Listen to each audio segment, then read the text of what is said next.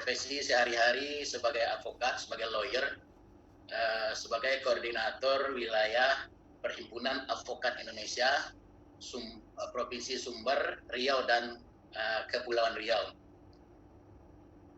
Nah, saya dilahirkan 17 Juli tahun 1960. Kalau saya hitung-hitung dengan jari, pada hari ini umur saya sudah 60 tahun, 4 bulan, 3 hari. Nah, dulu saya merasa mengaku orang yang sehat.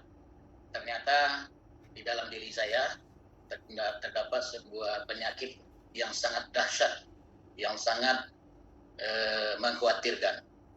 Nah, seumur saya dari lahir sampai umur 59 tahun, sampai Januari 2019, alhamdulillah saya merasa sehat walafiat, tidak pernah sakit selama ini yang serius, yang dirawat di rumah sakit, tidak pernah seumur-umur itu. Tapi Allah berkata lain, pada 14 Januari tahun 2019, waktu bekerja di kantor, saya tidak pernah merasakan ada keluhan apa-apa. Tetapi waktu sedang di laptop, ternyata di kursi saya udah meleleh darah demikian banyak. Kemudian saya bawa ke toilet, ternyata buang air besar itu darah semua.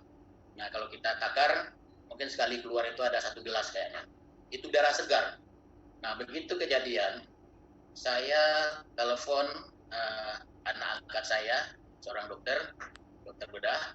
Dia bilang, kebetulan itu darah itu saya foto, saya kirim ke dia. Dia bilang begini, wah ini nggak bisa dibiarkan, ini darah segar katanya.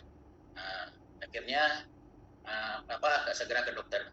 Nah, kemudian saya telepon lagi beberapa orang medis lainnya, ternyata sarannya sama. Nah, terus saya pergilah ke dokter keluarga, dokter yang bukan untuk saya, dokter ini dokter keluarga selama ini. Ya, orang tua sakit kita bawa ke sana, tetangga, family kita bawa ke sana. Ternyata sampai di sana dia bilang, Bapak ambeien katanya.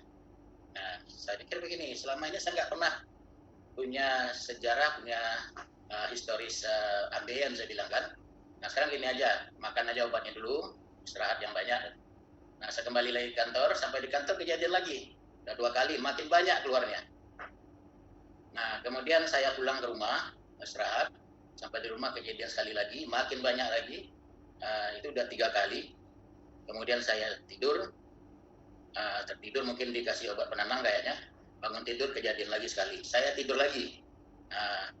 Terjadilah yang keempat kalinya di kamar mandi itu saya udah pingsan, nggak tahu apa-apa lagi. Nah, alhasil saya dilarikan ke rumah sakit. Sampai di rumah sakit, saya diinjeksi dengan vitamin K, berhenti darahnya waktu itu. Kemudian saya datangi dokter spesialis, dokter Keke namanya. Dia bilang, saya lihatkan foto-foto itu, nah ini bukan lambung yang bermasalah. Ini pasti yang bermasalah itu adalah usus halus. Nah, jadi Anda saya rujuk ke rumah sakit umum katanya. Nah, akhirnya saya dirujuk malam-malam itu jam 11 malam, dan baru masuk kamar itu jam 5 subuh. Nah, besoknya usus saya itu dibersihkan pakai minum pencahar ya, 2 liter saya minum waktu itu. Akhirnya keluar semua bersih. Hari ketiga saya di kolonoskopi oleh dokter, dimasukkan suatu alat dari bawah. Ternyata dilihat di gambarnya itu usus saya itu udah robek-robek, tapi robeknya tidak tembus gitu. Nah, itulah yang menyebabkan berdarah itu. Nah, kemudian saya dikembalikan ke kamar. Hari keempat kejadian lagi, sampai juga 5 kali, sampai jam 8 malam. Akhirnya saya juga pingsan dan rasanya sudah mau mati waktu itu. Dan itu semua anak-anak, semua keluarga itu udah bertangisan di ruang rumah sakit itu. Nah, kemudian dokter-dokter juga datang rame-rame menyelamatkan saya. Alhamdulillah berapa saat saya sadar lagi, itu sudah diinjeksikan beberapa obat. Nah, kemudian setelah itu dicek HB saya, hemoglobin saya, ternyata sudah tinggal 8. Nah, kalau terlambat ini kan bisa mati, itulah intinya. Kemudian dokter memerintahkan harus transfusi darah. Mula-mula ditransfusi 2 kantong dites, hanya naiknya 8,02, hanya 0,02 poin naiknya. Kemudian diperintahkan lagi, masukkan 2 lagi, nah ternyata masih kurang, ditambah 2 lagi, akhirnya yang masuk itu sudah 5. Sudah 5. Ini dokter yang hasil kolonoskopi saya. Nah, setelah habis 5 kantong itu, ternyata HB1 udah naik sampai 10. Nah, tidak boleh ditambah lagi, yang 1 kantong dikembalikan. Kemudian sudah 10 itu hari ke-10 saya minta pulang. Nah, karena saya rasakan memang badan itu sudah tidak enak waktu itu. Hasil saya berangkat ke Malaka untuk mencari second opinion. Ternyata dokter sana bilang, Anda tidak jaga mulut katanya. Berat badan berapa? Saya bilang 107. Nah itu selama ini Anda pemakan segala rupanya. Ini yang membuat usus Anda menjadi robek-robek, kata dokter itu. Nah saya minta, gimana obatnya dok? Ya, ini nggak ada obatnya. Obatnya hanya bagaimana Anda jaga mulut, ya, jangan makan segalanya, Anda perkecil porsi makanan. Nah, kalau dari pengalaman yang kita lihat ini, kata dokter itu, yang Anda butuhkan oleh tubuh saudara itu hanya 1, tapi Anda kasih 4 katanya. Jadi ini luar biasa overnya. Nah, alhasil saya dikasih pulang hanya 4 obat tablet. Dia hanya perintahkan turunkan berat badan dengan cara jamu, jaga mulut. Nah, hasil saya pulang ke kampung halaman, saya jadi stres. Kenapa tidak stres? 59 tahun hidup di dunia, nggak pernah merasa sakit yang serius. Tapi kali ini sakitnya dahsyat sekali. Nah, sampai di tanah air, ini kekhawatiran semakin besar. Saya belum siap mati sebetulnya. Ya, tapi bukan takut mati, belum siap untuk mati. Nah, sehingga mempengaruhi fisik saya, dan matanya nggak mau tidur, berhari-hari nggak bisa tidur.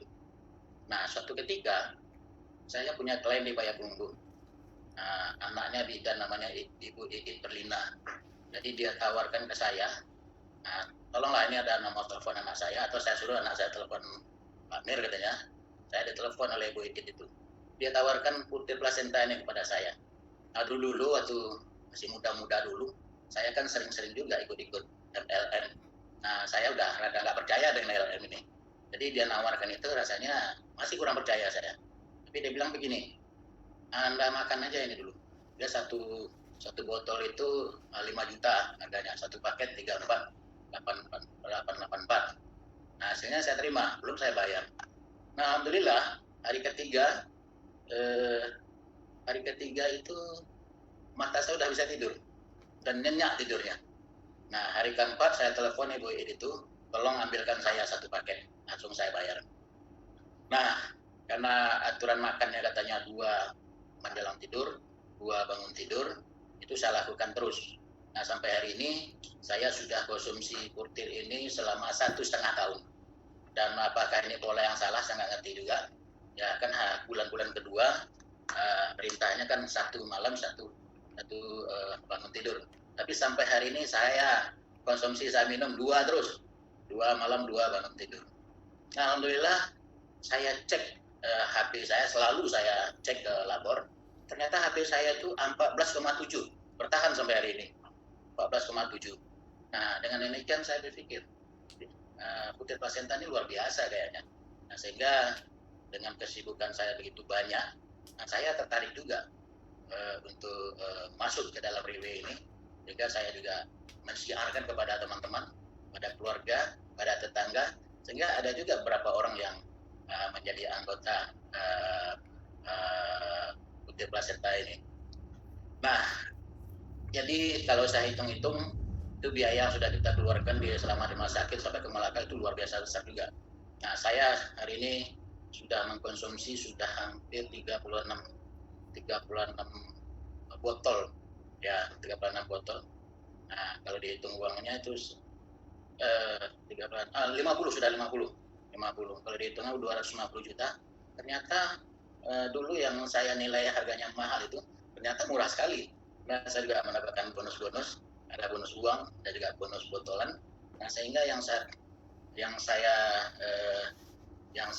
konsumsi ini, jadi itu udah dibayar oleh IW rupanya. Nah, ini foto saya before dan after.